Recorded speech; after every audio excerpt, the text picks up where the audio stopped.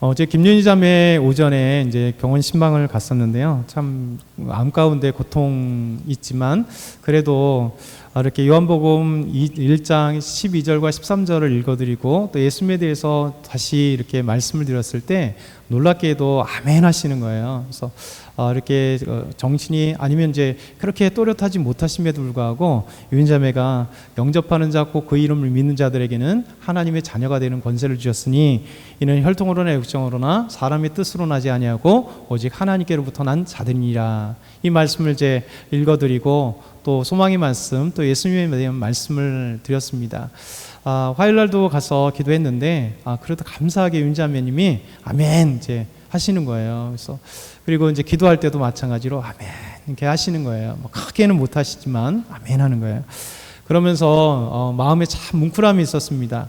왜냐하면 암으로 인하여 고통당하고 힘든 과정이 있지만 그럼에도 불구하고 이 힘든 과정 속에서 오히려 예수님이 찾아오셨고 또 예수님 믿게 하시고 또 스스로 예수님에 대한 고백을 통해서 이제 언니들과 함께 하는 이 삶의 시간들 속에서 오히려 복음을 받아들이고 또 예수 믿는다는 것이 또 천국에 대한 소망을 갖는다는 것이 얼마나 또 한 면에서 기쁨인지 모르겠습니다. 그러면서 어제 이제 그런 생각들을 해봤어요. 우리에게 이런 법칙이 있다라는 생각이 들었습니다. 반작용의 법칙, 또 이름의 법칙, 또 체험의 법칙, 다 같은 이야기인데요. 어제 그냥 이름을 한번 붙여봤어요. 생각을 해봤어요. 반작용의 법칙. 우리가 반작용 속에 반대의 경우 속에서 또 그 반대의 경우를 알게 되는 거 있잖아요. 그래서 우리가 이런 생각을 해보죠. 건강을 잃어버렸을 때 건강의 소중함이 얼마나 중요한지. 그렇죠? 젊음을 잃어버렸을 때 시간이 젊었을 때 모르잖아요. 영원토록 젊을 줄 알고 그런 시간이 가면서 이제 젊음이 이제 싹 사라졌을 때 젊을 때가 얼마나 소중한 것인가 한번 생각해 볼 때가 있어요. 우리 잠을 못 주무시는 우리 성도님 계시는데 잠이 이렇게 잘 안 오고 불면증에 시달릴 때 편안하게 눕기만 하면 잠을 자는 것이 얼마나 소중하고 그때가 얼마나 좋은지를 알게 되는 것이죠. 돈이 있을 때는 잘 몰라요. 돈을 막 쓰기도 하고. 그런데 어느 순간에 돈이 없었을 때 돈의 중요함이나 돈의 소중함을 알게 되는 거죠. 이런 어떤 많은 것들이 있습니다. 그렇죠? 우리가 반작용인 거죠. 이쪽에 이게 많이 누리고 있을 때는 몰라요. 그 누리고 있는 것이 얼마나 소중하고 중요한지 모릅니다. 저 가족도 항상 같이 있으니까 좀 모르는데 어느 순간에 뭐 아이들이 이제 점점 나가고 아니면 출가하고 그러면서 있을 때 바글바글했던 시간들이 얘들과 막 싸움하는 시간들이 얼마나 소중하고 즐거웠다라는 사실을 그때 이제 알게 되는 거죠. 그러니까 이 반작용의 법칙인 것 같아요. 이쪽이 없어졌을 때 그 반작용으로 저쪽이 소중하게 느껴지는 것들 또 없음의 법칙이죠. 그러니까 이름의 법칙 잃었을 때 그 이런 것이 그때는 몰랐는데 얼마나 소중하게 된 건지. 근데 놀라운 것은 이름의 법칙은 다시 체험의 법칙으로 다가옵니다. 그러니까 없어지는 것으로 끝나는 게 아니라 다른 무엇인가로 채워진다는 거예요. 그래서 인생은 항상 양팔 저울과 같아요. 건강이 있었을 때 건강 없음에 대한 소중함을 모르는데 건강을 상실할 때 건강의 소중함을 알면서 또 다른 것들이 또 태워지게 되는 것 같아요. 그러니까 돈이 있을 때는 돈 있을 때의 그 소중함을 모르는데 없어질 때는 또 소중함을 알면서 다른 것을 또 가족도 마찬가지고 인생도 마찬가지고 젊음도 마찬가지고 그러니까 양팔저울처럼 하나가 쭉 많았을 땐 얘는 몰라요. 그것이 당연한 것처럼 누려지는 것. 근데 없어지면 그것이 또 소중함으로 느껴지고 다른 것을 느끼는 것. 그러면 양팔저울은 때로는 올라갔다가 내려갔다가 또 균형되겠다가 인생이란 그런 거잖아요. 그래서 우리에게 있어서 무엇이든지 간에 있을 때 없는 것을 느끼게 되고 또 없을 때 있는 것을 느끼게 되고 또 이런 것에 대한 소중함을 몰랐을 때 또 나중에 저런 것의 소중함을 알게 되는 그래서 인생이란 어떤 그런 양팔저울과 같이 하나님은 항상 이렇게 주시는 것 같아요. 항상 근데 공평하게 이렇게 쭉 가는 사람은 없어요. 이렇게 가든지 이렇게 가든지 그래서 인생은 깨닫게 되는 것 같아요. 그래서 성숙이라고 하는 하나님이 우리에게 이 성숙이라고 하는 것을 통해서 양팔저울에 왔다 갔다 하는 것 속에서 인생의 수많은 경험을 통해서 오히려 성숙하게 되고 깨닫게 되고 의미를 알게 되고 그리고 무엇인가 채워갈 수 있는 것들이 있어지는 것이죠. 그래서 인생이 고해라고 하는 얘기를 하잖아요. 인생은 고해다. 그렇죠? 고통의 바다예요. 인생은 모두가 고해죠. 여러분의 삶을 잘 생각해 보면 인생은 고해잖아요. 삶 자체가 힘들고 어렵고 끊임없이 고통이 찾아오고, 그 고난과 고통이 없는 사람은 아무도 없습니다. 근데요, 항상 잘 생각해 보면 인생이 양털 저울처럼 고난이라고 하는 것이 의미 없는 고난 하나도 없고요, 고통이 의미 없는 고통 하나도 없더라는 거죠. 그래서 우리가 인생에 고통을 찾아왔을 때 고통이 의미 없이 지나가는 사람은요, 불평과 원망과 그냥 그걸로 끝나는 사람은요, 의미가 없어요. 근데 고난과 고통이 찾아올 때요, 우리에게 의미를 찾아보고 그 고난과 고통의 시간은 너무 힘든데, 특별히 하나님의 사람들은요, 그 고난과 고통을 통해서 하나님이 채워주신 것을 느끼게 돼요. 새로운 그 의미를 찾게 되는 시간들을 갖게 되는 거거든요. 그래서 우리에게 있어서 고난은 다 고난의 시간이나 고통의 시간 누구도 오고 싶어 하지 않잖아요. 인생의 고해는 누구나 찾아오지만 사실은 나는 고통받기 싫고 고난받기 싫은 건 분명합니다. 그러나 이 세상에 어떤 사람도 고난이나 고통이 없는 사람은 없어요. 근데 중요한 것은 뭐냐면 고난과 고통 속에서 의미를 찾아갈 때, 그렇죠? 의미를 찾아갈 때 그 의미가 나에게 있어서 인생의 성숙으로 다가오고, 그 의미가 오히려 고난과 고통 속에서 하나님을 더 깊이 알아가고 믿어가고 하나님과 함께하는 시간들을 갖는 사람이 있더라는 거죠. 그러니까 저와 여러분은 이런 사람이 됐으면 좋겠어요. 그렇죠? 의미 없는 고난이 되어서 그냥 재수없이 왜 나에게 왔는가, 그렇게 그냥 불평하고 말아가는 것, 그냥 거기서 고통을 고난을 어떻게 없앨까 몸부림쳐 그냥 그걸로 끝나는 게 아니라 의미를 찾아가는 사람들, 의미 있는 인생들, 그렇게 되었으면 좋겠어요. 우리 하나님은 이렇게 고난 중에 찾아오시고 함께 하시고 의미를 찾게 하시죠. 여러분 잘 아는 존 버년이라고 하는 영국의 믿음의 사람이 있습니다. 이 존 버년이 1678년에 철로 역정이라고 하는 한자어로 철로 역정입니다. 그러니까 하늘 가는 길이죠. 하늘 가는 순례자의 길. 그래서 필그림 프로그레스라고 해서 순례자들이 하나님 앞에 가는 천국을 가는 그 과정을 아름답게 우화적으로 이렇게 표현을 한 거예요. 이 존 버년이 그의 삶에 있어서는 참 이가 평범한 하층 계층으로 태어났습니다. 그래서 존 버년은 하층 계층으로 노동자인 이제 땜쟁이로, 그의 직업이 땜쟁이에요. 그러니까 그 직업도 이제 하층 계열이고 이제 하층의 그런 하층민으로 살아갔던 영국 사람입니다. 그는 신학을 공부해 본 적도 전혀 없는 평신도입니다. 그런데 이 존 버년이 청교도로서 하나님을 온전히 믿으며 하나님께 나아가며 이제 복음에 대한 열정이 그에게 가득했던 거예요. 그래서 길거리에 나가서 이제 복음을 전하다가 잡혔습니다. 이 복음을 길거리에서 복음을 전한다는 이유로 그가 12년이라고 하는 시간 동안 감옥에 가게 되었습니다. 감옥에 가게 됐는데요, 오히려 이 감옥에 간 존 버년이 오히려 행복할 정도로, 편안할 정도로 그의 가정에 이제 고통의 고난의 시간들이 찾아옵니다.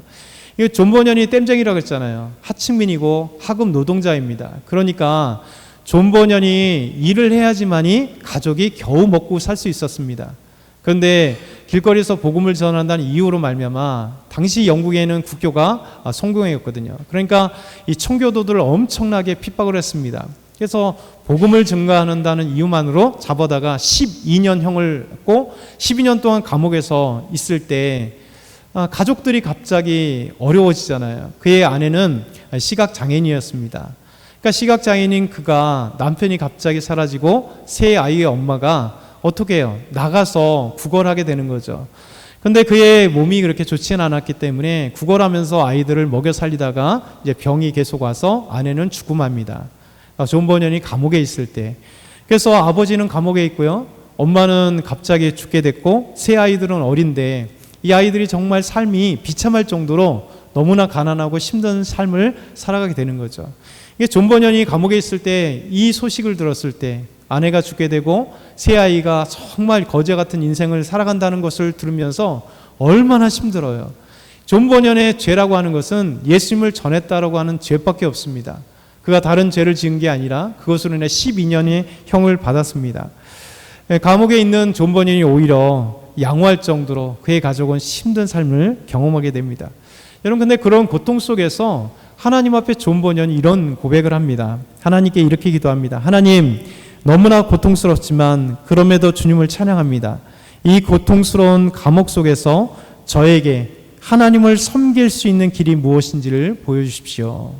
얼마나 멋있습니까? 이런 고통 중에도 하나님을 찬양합니다.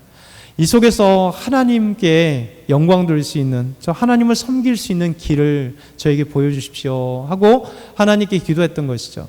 그러면서 하나님이 이 천국 가는 순례의 생각들을 갖게 하고 그가 12년에 거의 걸쳐서 이 천루역정을, 감옥 속에서 이 천루역정을 기록하게 된 겁니다.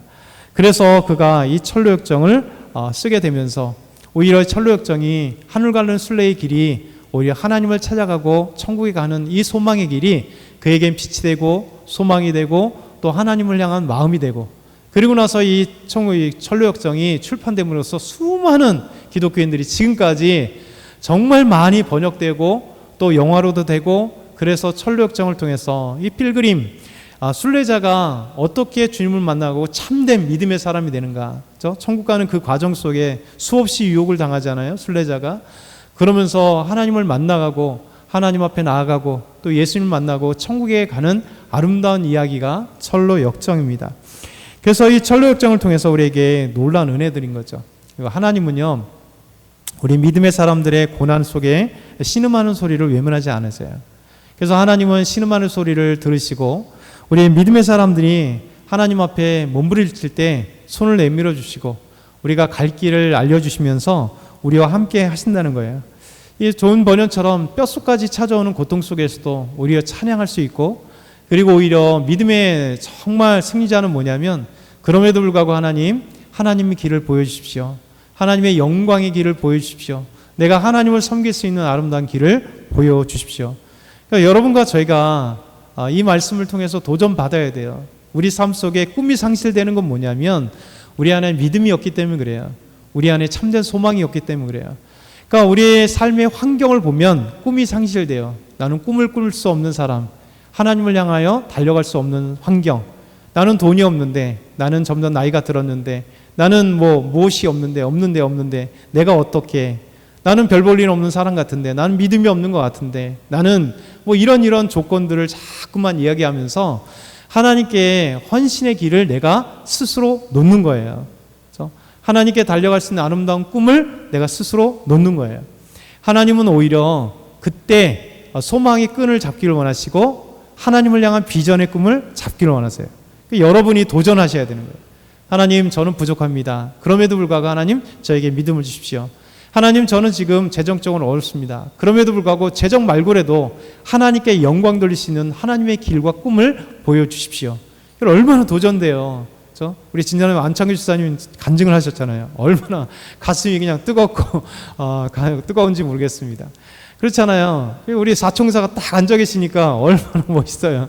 어제 오면서 소소에 가서 이제 오래간만에 커피를 사면서 우리 소소 사장님과 함께 잠깐 얘기를 하면서 지난번에 우리 현 선생님 오시니까 너무 좋더라고. 오시라고 했더니 우리 현 선생님 얘기를 들었습니다. 왜 아내가 여기 와서 예배를 한번 드려보셨는지 이해하게 됐다 얘기 저 들었습니다. 같이 오세요. 그랬더니 또 이제 이런 초청잔치 오시겠다 얘기하시더라고요. 그 전에도 오세요. 얘기를 했는데, 어쨌든 간에 하나님께서 우리의 삶에 참 우리가 할 수 있는 것들은 많아요. 알고 보면 우리는 정말 이렇게 믿음이 커야지만이, 누군처럼 유명해야지만이, 무엇인가 가지고 있어야지만이 뭔가 하나님을 위해서 꿈을 펼칠 수 있고 할다고 생각하지만 절대 그렇지 않습니다. 다 하나님의 사람들 보세요. 아무것도 없는데 하나님의 영광을 위해서 하나님의 도전을 받고 하나님을 꿈을 꾸고 하나님께 나아가잖아요. 그래서 우리가 정말 이 존 번연과 같은 그런 감옥에 있는 상황일지라도 그가 꿈꾼 건 뭐냐면, 하나님 이곳에서도 하나님 길을 열어주십시오. 그렇죠? 섬길 수 있는 방법을 알려주십시오. 그럴 때 여러분의 현장에서 막 꿈이 생겨요. 내가 할 수 있는 일은 뭐지? 내가 할 수 있는 뭐지? 요즘에 가끔 가다가 여러분에게 한번 도전을 줘야 돼요. 우리 우리 여러 가지 이렇게 펼쳐놓는 것도 있잖아요. 여러분은 별거 아닌데요. 나가기 전에 에어컨 끌 수 있고요. 이게 장비 있는 우리 방송 컴퓨터 끌 수 있고요. 저 밖에 있는 남자 화장실 가르막 그거 안에다 넣을 수 있어요. 그리고 상 갖다 놓을 수 있고요. 그 다음에 배너 갖다 올려드릴 수 있어요. 작은 것이지만 요초등부 끝나면 식사하면 한번 되돌아보면서 휴지 하나 있는 것 더 주실 수 있고, 토요일 날 분명히 청소하지만 가기 전에 우리가 작은 하나하나 우리가 있는 그 자리에서도 얼마든지 하나님께 섬길 수 있는 거 있어요. 여러분 가시기 전에 이렇게 지금 줄이 삐뚤삐뚤 하잖아요. 요걸 또 의자도 한번 이렇게 할 수도 있고요. 가기 전에 친절한 얼굴로 성도님들과 인사하는 것 다 잘하시지만 인사하면서 축복해 주는 거예요. 기도해 주는 거예요. 가기 전에 잠깐 기도해 줄 수 있는 거. 어렵지 않잖아요. 말 한마디가, 기도 한마디가 해줄 수 있는 거예요. 그렇죠? 그런 것들이 우리 삶 가운데 너무 펼쳐져 있는 거죠. 우리가 생각하지 않기 때문에 어떤 특별한 것을 해야 되기 때문에 헌금을 하면 이만큼 해야지 하나님께 섬길 수 있는 방법이다. 아니에요. 우리 선교에 지금 이렇게 갑자기 선교지 편지가 오면 단 10,000원이라도 헌금하면요, 이것을 받는 사람은 얼마나 큰 힘이 되고 영광이 되겠어요. 그렇죠? 이 놀라운 은혜들인 것입니다. 그래서 우리 하나님께서는 이런 신음 속에 있는 우리에게 신음을 들으시고 고난 중에 우리 찾아오시고 함께 하신다는 거죠. 그래서 우리 하나님께서는 우리 성장을 위해서 고난이라고 하는, 때로는 양팔자국 같은 인생에 찾아오는 고난이 의미 있게 만들어 가시는 거예요. 우리가 잘 아는 것처럼 이제 새들은요, 알 속에서 부활되잖아요. 병아리가 부활되는데, 병아리가 이렇게 부화되는데, 아유, 이 녀석이 막 이렇게 해서 이제 병아리 껍질 하나 이제 딱 깨고 나오는데, 지게 보면 막 늦게 깨거든요. 그러면 불쌍하다고 생각해서 톡 쥐어가지고 껍질을 이렇게 막 까주잖아요. 여러분, 그러면 병아리들은 기형아가 나옵니다. 껍질을 까주면 안 돼요. 그 껍질을 까는 과정 속에서 힘들게 해서 몇십 분이 지나가면서 그 껍질을 깨우면서 얘가 건강을 찾아가면서 몸이 이렇게 찾아가는 거예요. 그래서 병아리 껍질을 이렇게 깨주면요, 얘가 삐리삐리한 병아리가 나와서 결국 이렇게 어려운 상황에 있어요. 그래서 절대 병아리에, 아니면 이제 새들의 그 껍질을 깨주지 말라는 거예요. 그래서 우리의 삶에 이런 것들이 필요한 것이죠. 오늘 말씀 첫 번째 보면, 하나님은 고난에서 건져주십니다. 우리 하나님은 임마누엘 하나님이세요. 우리 예수님이 임마누엘이세요. 하나님이 우리와 함께 하시는 거예요. 여러분과 함께 하시는 거예요. 여러분, 우리가 그러면 함께 하시는 하나님이 고난 중에는 떠나시나요? 아니라는 거예요. 고통 중에 떠나시나? 아니라는 거예요. 우리 삶 속에 매일같이 하나님이 우리와 함께 하셔서 임마누엘로 계시고, 우리 예수님이 임마누엘로 계셔서 항상 우리와 동행하신다는 것은 이 고난 중에 우리 하나님이 도우실 수 있다는 거예요. 우리를 건져줄 수 있다는 것이죠. 오늘 말씀 한번 같이 두 말씀 한번 읽어볼게요. 시편 37편 33절, 여호와 14장 18절 시작. 여호와는 그를 악인의 손에 버려두지 아니하시고 내가 너희를 고아와 같이 버려두지 아니하고 너희에게로 오리라. 아멘. 우리 하나님 말씀하세요. 여호와 하나님께서 우리를 악인의 손에서 그냥 버려두지 않으시다는 거예요. 여러분의 이름을 한번 생각해 보세요. 여호와는 누구누구를 악인의 손에서 버려두지 않고 반드시 건져주신다는 거예요. 여호와 하나님께서는 여러분을, 저희를 자기 이름을 한번 바꿔 넣어보세요. 그와 같이 버려두지 않고 우리에게로 오신다는 거예요. 반드시 오신다는 거예요. 우리 주님께서 이렇게 말씀하십니다. 여러분, 고난 중에 함께 하시는 아름다운 사건이 뭐예요? 사드락과 메삭과 아벳느고의 사건에서 보여집니다. 느부갓네살 왕이 금시장을 만들어 놓고 온 국민들이 절을 하라는 거예요. 금시장에 절하고 자기를 섬기라는 것입니다. 아니면 풀무불에 던져 죽이리라, 어마어마한 명령을 내렸잖아요. 그런데 사드락과 메삭과 아벳느고가 금신장에 절하지 않습니다. 느부갓네살 왕에게 잡혀온 그 사드락과 메삭과 아벳느고를 향하여 다니엘서 3장 15절은 이렇게 말씀합니다. 내가 만든 신상 앞에 엎드려 절하면 좋거니와 너희가 만일 절하지 아니하면 즉시 너희를 맹렬히 타는 풀무불 가운데 던져 넣을 것이니 능히 너희를 내 손에서 건져내시니 누구이겠냐, 이렇게 얘기하는 거죠. 여러분, 그럼에도 불구하고 이 고난이 찾아오는 가운데 믿음을 가진 사람들은 NO라고 할 수 있어요. 아닙니다. 임마누엘, 하나님이 우리와 함께 하시기에 분명히 풀무불 가운데서도 우리를 건져주시고 우리와 함께 하시려고 하는 사드락과 메삭과 아벳느고의 마음을 이 느부갓네살의 이 위협 앞에서도 꺾지 못했던 거예요. 그래서 사드락과 메삭과 아벳느고는 하나님께 이렇게 얘기합니다. 다니엘서 3장 16절 18절을 보면 느부갓네살이여, 우리가 이 일에 대하여 왕에게 대답할 필요가 없나이다. 왕이여, 우리가 섬기는 하나님이 계신다면 우리를 맹렬히 타는 풀무불 가운데서도 능히 건져내시겠고 왕의 손에서도 건져내리시이다. 그렇게 하지 아니하실지라도 왕이여, 우리가 왕의 신들을 섬기지 아니하고 왕이 세우신 금신상에게 절하지도 아니할 줄 아옵소서. 이게 사드락과 메삭과 아벳느고의 참된 믿음입니다. 그렇죠? 하나님이 던져준 풀무불 가운데서도 우리를 건져내 주실 것입니다. 비록 건져내 주지 않는다 할지라도 내가 당신의 금신상에 절하지 않겠습니다라고 하는 담대한 믿음. 그 속에서 하나님은 이 믿음을 보시고 풀무불에 평소보다 7배 뜨겁게 했던 풀무불 가운데서도 우리 하나님은 머리털 하나 상하지 않도록 그들을 지켜주시고, 그래서 느부갓네살이 놀래서 그들을 꺼내게 만드시잖아요. 나오라고 얘기하잖아요. 근데 하나님의 이 놀라운 것들이 우리 삶 가운데 있다는 것입니다. 오늘 말씀 우리 시편 34편 19절에는 이렇게 말씀합니다. 같이 읽어보겠습니다. 의인은 고난이 많으나 여호와께서 그의 모든 고난에서 건지시는도다. 아멘. 의인은 고난이 많아요. 믿음의 사람들은 오히려 믿음 때문에 고난이 많습니다. 그럼에도 불구하고 여호와께서 그 모든 고난에서 우리를 건져주신다. 시편 140편 12절 말씀 같이, 내가 알거니와 여호와는 고난당하는 자를 교노해 주시며 궁핍한 자에게 정의를 베푸시니이다. 아멘. 내가 알거니와, 시인은 고백합니다. 여호와는 고난당한 자를 교노해 주신다. 그럼 얼마나 중요해요. 변호사가 우리의 편이 되시죠. 우리가 어떤 말을 할지 모를 때 고난당하는 자에게 와서 변호해 주시는 거예요. 그 어려움을 이기게 하시는 거예요. 이 어려움 당할 때 변호사를 찾잖아요. 그때 변호사가 우리가 모르는 법령과 여러 가지 자료들을 찾아가면서 수많은 것들을 변호해 줄 때 재판에서 승리할 수 있는 이유가 뭡니까? 알기 때문에 승리하게 하는 거예요. 우리 하나님이 이 우주 만물을 창조하신 하나님이시고 전지하신 분입니다. 모든 것을 알고 계신 분이 우리의 고난의 환경에 우리가 던져져 있을 때 그 고난을 잘 아셔서 우리를 그 고난에서 건져주신다. 그러기에 우리가 힘을 얻는 거예요. 우리는 눈에 안 보이지만 우리 하나님이 우리와 함께 하시니, 임마누엘로 함께 하시니, 우리 예수님이 함께 하시니 우리를 고난 가운데 건져주신다. 두 번째 한번 읽어볼까요? 시작. 고난을 통해 하나님을 깊이 만나게 됩니다. 오늘 말씀 시편 119편 같이 읽겠습니다. 내가 주의 계명들을 믿었사오니 좋은 명철과 지식을 내게 가르치소서. 고난 당하기 전에는 내가 그릇 행하였더니 이제는 주의 말씀을 지키나이다. 아멘. 여러분, 시인은 계속해서 고백합니다. 71절. 고난 당한 것이 내게 유익이라. 이로 말미암아 내가 주의 율례들을 배우게 되었나이다. 얼마나 멋진 고백을 하고 있어요. 이런 고난 당한 것이 의미 없는 고난이 아니라 그 의미를 찾아갔다는 거예요. 고난 중에 하나님 만났다는 겁니다. 고난 중에 우리 하나님께서 이런 하나님이라시라는 것을 고난을 통해서 알아가겠다는 거예요.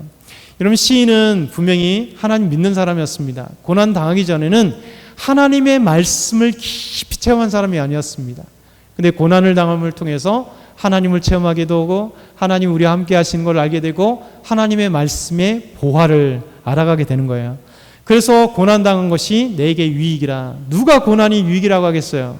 고난의 의미를 찾아간 사람이, 믿는 사람이건 믿지 않는 사람이건 고난의 의미를 알게 되는 거예요. 그래서 고난당한 것이 내게 유익이라. 이로 말미암아 내가 주의 율례를, 하나님의 말씀을 배우게 되었다. 하나님의 진실한 말씀, 하나님이 우리와 함께 하시는 말씀, 하나님이 건져주신다는 하나님의 놀라운 사랑들을 넓고 깊게 알아감으로 고난을 통해서 하나님의 은혜를 경험하게 되었다라고 말씀하고 있는 거예요. 이 시인은 그 전에 얼마나 몰랐겠어요. 그런데 고난을 통해서 진실하신 하나님을 경험하게 되는 거죠. 다윗이 고난을 통해서 하나님 진실하게 알아가잖아요. 사드락과 메삭과 아벳느고가 이 고난을 통해서 그들이 잡혀가면서 이 바벨론에서 믿음을 지킨 그들의 고난 속에 오히려 그들의 이름이 빛나게 되고 그들의 그 신앙이 빛나게 되고 그들의 아름다운 이야기가 지금까지 2500년 동안, 긴 시간 동안 이 믿음의 역사를 많은 사람들이 보고 기록된 역사를 통해서 이렇게 나도 믿음으로 결단해야겠다. 이 사드락과 메삭과 아벳노 같은 이런 고난 중에도 주님을 따라가고 하나님을 믿어가며 하나님의 구원하심을 경험해야겠다. 이런 결단을 하게 되잖아요. 이렇게 주님께서는 우리에게 고난 가운데서 우리 건져주시고 고난을 통해서 우리 하나님을 깊게 넓게 알아가게 되는 것이죠. 마지막으로는요, 같이 읽어보겠습니다. 고난 후 하나님을 놀라운 복을 주십니다. 고난을 통해서 하나님은 고난 이후에 놀라운 복을 우리에게 주십니다. 성경이 이 진리를 우리에게 말씀하세요. 여러분, 고난 가운데 건져주시고요, 고난 가운데 하나님을 깊이 체험하게 하시고 그것으로 끝나는 게 아니라 고난 이후에 여러분, 고난이라는 시험을 딱 100점 맞는 사람들에게 하나님께서 놀라운 은혜를 허락하시는 거예요. 그렇죠? 여러분, 성적을 잘 맞으면 우리는 기쁘잖아요. 우리 자녀들이 100점 딱 맞아오면 와, 이렇게 기쁘잖아요. 근데 조금 낮으면 좀 더 잘하자, 뭐 좋은 소리를 하겠죠. 좀 잘하자, 다음에는 우리 한번 1등급을 한번 맞아보자, 왜 5등급이냐 얘기를 하겠죠. 그래서 이렇게 하나님이 우리에게 고난의 성적표를 딱 줄 때 고난을 잘 이겨야 100점의 성적표를 맞지 않겠어요? 하나님 인정한 성적표를 맞지 않겠어요? 여러분, 욥이라고 하는 사람들 생각해 보세요. 욥기를 보면 수많은 우리가 상상을 초월할 만한 욥과 그의 가족들이 받은 고난은 이루 말할 수 없어요. 자녀들이 다 죽는 고난, 그리고 온 재산이 없어지는 고난, 자기에게도 엄청난 질병으로 인하여서 정말 기왓장으로 아무리 긁어도 그 몸이 시원치 않고, 그 부인 하나밖에 없는 부인이 막 저주하면서 욕하라, 하나님을 욕해라 여기하고, 친구들은 와서 욥이 잘못했다고, 네가 하나님을 온전히 섬기지 못했기 때문에 이런 질병이 생기고 이런 고난이 있는 거 아니야, 막 저주를 퍼붓고 그들과 함께 신랄하게 논쟁하잖아요. 근데 나중에 뭡니까? 욥이 하나님이 인정하는 사람이잖아요. 그러면서 욥도 마찬가지로 하나님 앞에 이런 고백을 합니다. 그런 고난 속에서, 또 친구들의 논쟁 속에서 자신도 다시 겸손하게 되고 하나님을 찾게 되면서 이렇게 고백을 하는 거예요. 내가 주께 대해서 전에는 귀로 듣는 신앙이었습니다. 그러나 이제는 눈으로 보는 신앙이 되었습니다. 이제 주님을 고난 중에 살아계신 하나님을 발견하고 살아계신 하나님을 경험하게 되고 하나님의 놀라운 은혜를 경험하게 됩니다. 이 고난의 시험지를 100점을 맞은 거예요. 100점 맞는 사람만이 귀로 듣는 신앙. 어렸을 때 아이들 있어요. 우리 청년들, 우리 아이들 이것을 잘 자라잖아요. 근데 어떻게 보면 이 아이들은 아직 귀로 듣는 신앙이에요. 그냥 오는 신앙이에요. 진짜 하나님을 체험하면요, 눈으로 보는 신앙, 삶에 체험하는 신앙, 살아계신 하나님께서 눈에 보이지 않지만 내 인생 가운데 찾아오셔서 나와 함께 하시는 그 하나님, 예수님이 그냥 저 창경촉 속의 예수님이 아니라, 그냥 부모님들이 들려주는 예수님이 아니라, 교회 가면 흘러나오는 설교 속에 있는 예수님이 아니라 나의 주님이시고 나의 친구시고 나의 구원자시고 나의 하나님이시라는 이 놀라운 사실이 깊게 다가오는 거예요. 그러니까 하나님을 믿는 사람들만의 고백이에요. 어제 저 병원 갔다가 또 결혼식이 있어서 노예 목사님 결혼식에서 갔다 오면서 극동방송을 듣는데, 탈북민 한 자매가 저 20번이나 북한에서 탈북하다가 잡혀 들어가고 꽃제비로 북한에 살다가 어머니가 탈북해서 중국에 있는데 어머니가 실종된 거예요. 그 넓은 곳에서 어머니를 찾기 위해서 이 어린아이가, 꽃제비로 사는 아이가 엄마를 찾기 위해서 간 거예요. 그래서 중국에 가서 허드렛 일을 하면서 남의 일을 하면서 먹고 살면서 엄마를 찾아보겠다고 하다가 또 잡혀서 들어가고, 잡혀서 또 들어가고, 또 나왔다 잡혀서 들어가고, 이걸 20번이 했다는 거예요. 놀라운 것은 이 꽃제비였던 아이가 다시 중국에 왔을 때 놀랍게 선교사를 만난 거예요. 선교사님 부부를 만나서 이 북한 탈북민들을 위해서 선교하는 선교사를 만나서 그곳에서 하나님의 이야기 듣고 예수님의 이야기를 듣고, 처음엔 거짓말 같고 처음엔 잊지 않고 말도 안 되는 얘기, 그런데 놀랍게 자꾸만 말씀을 들어가면서 섬김을 보면서 예수님의 사랑과 하나님의 사랑을 그 마음에 받아들이고 살아계신 하나님, 바로 예수님을 알게 되고, 그런데 믿음이 차가면서 또 한 가지 고민이 되더라는 거예요. 하나님 앞에 반항하게 되더라는 거예요. 이 자매가 뭘 반항하냐면, 하나님, 정말 하나님은 공의롭습니까? 왜 공의롭냐고 물어봤냐면, 하나님이 살아계시다면 나에게 이런 놀라운 사랑을 주셨는데, 나에게 이런 좋은 혜택을 주셨는데 왜 내 조국 이 북한은 아직까지 저렇게 힘듭니까? 왜 하나님의 사랑은 공평하지 않습니까? 이런 처음에 믿음 안에서 이런 고백이, 이런 가슴 아픔이 있다는 거예요. 동족을 사랑하는 마음이 생기기 때문에 그런 거 아니에요. 근데 더 나가니까 하나님의 놀라운 사랑이, 그러니까 나를 이렇게 탈북민했는데 여기서 주님을 만나게 하시고, 꽃제비로 살았던 정말 이 인생 쓰레기 같은 삶을 살아갔고, 중국에 가서도 그렇게 당하고, 또 때로는 성폭력 당하고 수많은 어려움 당하는데도 하나님의 사람들을 만나게 하셔서 나를 예수 믿게 하시고, 또 그래서 수많은 탈북민들이 예수 믿게 하셔서 그곳에서 다시 예수 믿고 다시 북한으로 나가서 한 영혼을 구원하게 했다고, 저 다시 자기 조국으로 들어가서 몰래 들어가서 복음을 전해서 하나님의 사랑과 예수님의 사랑을 전하는 이 놀라운 사랑들을 그 다음 단계로 알게 되니 꿈이 생기는 거죠. 하나님을 바라보는 거죠. 그래서 우리 한국에 들어와서 가정을 꾸미고 아이를 낳으면서, 아이를 키워가면서 정말 부모님의 그 놀라운 사랑들 베풀어주고 보여주는 걸 통해서 하나님을 더욱더 경험했다는 거예요. 우리 하나님이 우리 아버지시구나, 우리 하나님이 우리 어머니시구나, 부모같이 그냥 전적으로 사랑하시는 하나님이 우리에게, 나에게 주셨구나. 이 자매가 그런 고백을 하는 걸 어제 극동방송 들으면서 가슴이 먹먹하더라고요. 그러니까 하나님이 이런 거예요. 하나님이 우리 고난 가운데서도, 우리 삶 가운데서 찾아오셔서 우리를 사랑하시고 사랑하시는 것. 그래서 고난 중에 우리의 고난의 100%의 그 아름다운 고난을 혼자 이기게 하지 않고 하나님이 우리와 함께 하심으로 이 고난의 의미를 알게 하시고 하나님의 사랑을 알게 하시고 하나님 나와 함께 하셨다는 것을 알게 된 이후에 하나님이 고난을 통해서 우리에게 놀라운 복을 허락하십니다. 욥은요, 고난의 그 아름다운 그 시험 성적표를 두고 마지막 욥기에, 욥의 말년에 어떻게 고백하시냐면 욥기 42장 12절에 17절을 보면 이렇게 말씀합니다. 길지만 제가 한번 읽어볼게요. 여호와께서 욥의 말년에 처음보다 더 복을 주시니 그가 양 14,000과 낙타 6,000과 소 1,000결이와 암나귀 1,000을 두었고 또 아들 7과 딸 3을 두었으며 그가 첫째 딸은 여미마라 이름하였고 둘째 딸은 그시아라 이름하였고 셋째 딸은 게렙 합북이라 이름하였으니 모든 땅에서 욥의 딸들처럼 아름다운 여자가 없었더라. 그들의 아버지가 그들에게 그들의 오라비들처럼 기업을 주었더라. 그 후에 욥이 140년을 살며 아들과 손자 4대를 보았고 욥이 늙어 나이가 차서 죽었더라. 여러분 욥기 1장과 2장만 보게 되면, 그의 고난을 보게 되면 욥은 끝이잖아요.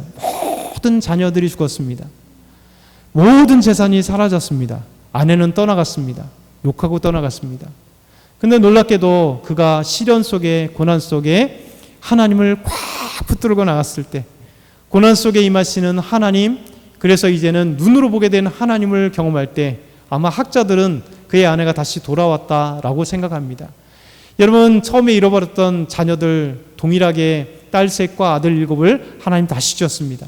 처음에 엄청난 부유였던, 동방의 최고 부자였던 그가 모든 재산이 사라졌을 때 다시 하나님은 인간적으로 할 수 없는 그 놀라운 복들을 다시 주심으로 이 많은 낙타와 양과 그리고 소와 이 암염소들 저 엄청난 다시 복들을 허락하시고 그의 말년에 4대까지 보게 하시는 하나님의 놀라운 은혜를 경험하게 되는 거예요. 여러분 하나님은 우리에게 놀라운 복의 개념들이 꼭 물질로만 아니겠죠. 다양한 복들이, 믿음의 복들이, 영적인 복들이, 물질의 복들이, 사업의 복들이, 또 어떤 복들이 우리의 삶 속에 하나님이 예비하신 복을 저와 여러분 속에 하나님 주시길 소망하는 거죠. 그래서 이 말씀을 기억했으면 좋겠습니다. 고난에는 반드시 의미가 있고 그 의미를 찾아간 사람만이 참된 인생의 의미를 알아가고 복이 된다. 이런 사실을 기억하면서 오늘 3가지 말씀을 한번 같이 뜨겁게 한번 기도하겠습니다. 여러분 고난이 여러분에게 있죠. 하나님 고난 속에 의미를 찾기를 원합니다. 하나님은 나와 함께 하시고 하나님 고난 속에 우리를 건져주시고 고난 속에서 하나님 더 깊게 하시고 고난을 통해 정말 큰 하나님 복을 허락하여 주십시오. 우리 주여 한번 부르짖고 기도합니다.